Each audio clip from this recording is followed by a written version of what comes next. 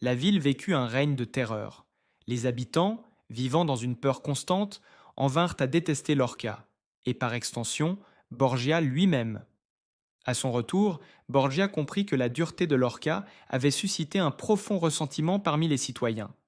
Des mois de brutalité avaient refait de Lorca un symbole de tyrannie, et cette haine généralisée menaçait la réputation de Borgia.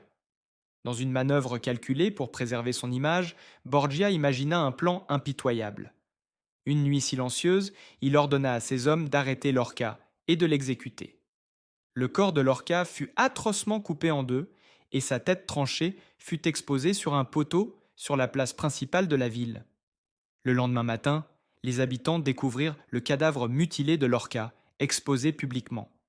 Loin d'être horrifiés, ils ressentirent un soulagement et même une satisfaction face à la mort de l'homme qui les avait terrorisés si longtemps.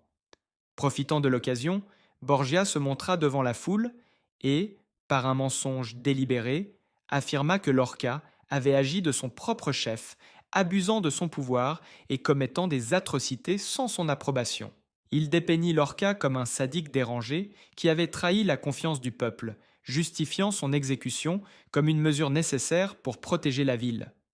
Avec un froid calcul, Borgia se présenta comme le sauveur de la population, nettoyant sa propre réputation au prix du sacrifice de l'un de ses alliés les plus fidèles.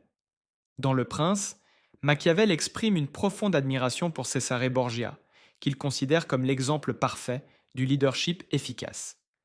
Bien que Machiavel reconnaisse la valeur de la bonté, il insiste sur le fait qu'un dirigeant ne peut pas se permettre d'être vertueux en permanence s'il veut réussir. Pour lui, la politique est une lutte implacable où la cruauté et la rigueur sont souvent indispensables.